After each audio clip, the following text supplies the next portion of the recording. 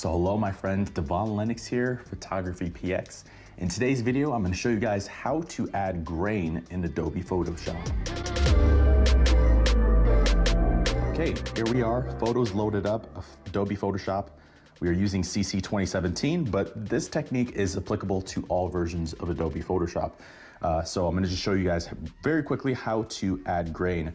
I do want to preface by saying, why would you add grain? The reason is because really we do shoot with digital cameras unless you're currently shooting with 35 millimeter film, or you're using older generation like cameras at that point.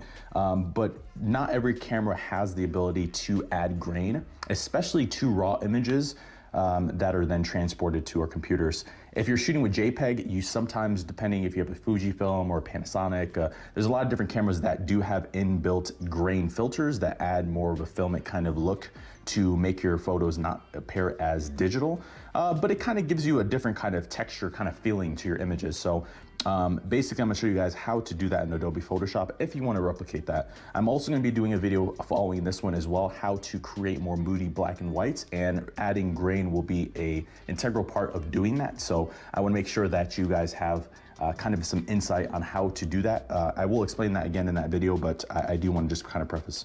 So what we're gonna do, we're in Adobe Photoshop. I'm gonna come out a little bit here, because what we need to do, we actually need to go up here to layer, new layer. Okay, now the reason why we're doing new layer here and we're not going over here to select new layer, because when you open it up here from the layers tab, it gives you different parameters when you're opening and creating a new layer that you don't have over here by default. So what you need to do is you need to set your blend mode down here to overlay, and then that's going to give you an option to fill your overlay with neutral gray color, 50% gray. Essentially what happens when you set a layer to overlay and you set it to 50% exactly neutral gray, it basically gives you a transparent layer. So you can make adjustments. This is kind of how I did that previous video, if you guys have seen that, on dodge and burning using 50% neutral gray. This is that technique. So you brush on and then anything that's brighter becomes more of a highlight. This is how you actually go about doing that. And the reason why we're doing that is because we need a layer to actually add the grain to, and what better layer than just using a neutral gray layer that has nothing on it, and then we can just kind of adjust our opacity and blend in and use mask to put the grain where we want it selectively. So we're gonna do that, and then we're gonna come over here into filter, we're gonna go down to noise and add noise. Now at this point, we're going to zoom in, punch into the image a little bit here. Let's kind of zoom in.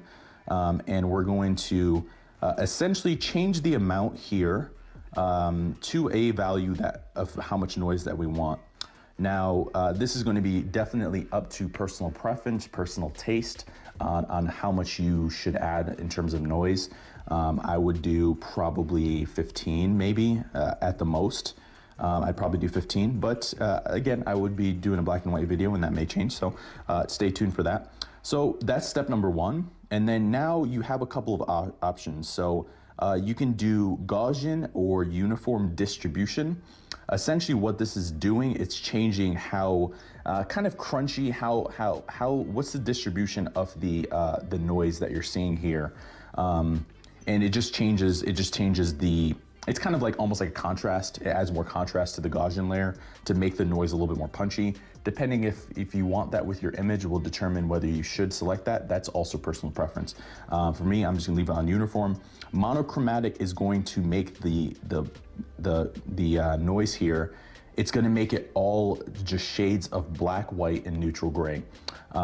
So if you want, if you're doing black and white, for example, if this was a black and white photo instead of a color photo, making sure this is selected to monochromatic would be the best option, because it would be more in alignment and it wouldn't have any weird color cast or little small specks of color that would otherwise not be there in a black and white photo. But since this is a color photo, I'm not actually going to select that option. If it was black and white, I would definitely select that option. And there you go. That's how you add noise. To go from that to this just kind of adds a little bit more grain. I'll also be doing a video on how, now that you guys know how to add noise, so just in general in Photoshop, How can you use this as a part of making more contrasty and moody black and whites that have more of a filmic or a retro kind of that kind of feel? But then also when it comes to high-end beauty retouching or retouching and just in general, how can you actually use this noise filter and this technique right here to add basically texture when you've kind of you've over edited and you've over smoothed someone's skin? This is actually an excellent technique on adding noise selectively to basically replicate texture in someone's skin. That's part of the reason why I'm doing this video right now. It's kind of a preface to a couple of other videos that you'll need to understand how to actually do this and what are the parameters, so that when we go into those particular videos, you have a little bit of an understanding on how to do this in Adobe Photoshop. Thank you for watching today's video. I hope you found the contents of today's video insightful and added value to you. If you're new here, please consider subscribing if you haven't done so already. Also, leave us a like and a comment in the description down below. Let us know if I overlooked something or I missed something covering what we covered in today's video. This is Devon Lennox. You know where to find us. Photography. PhotographyPX.com.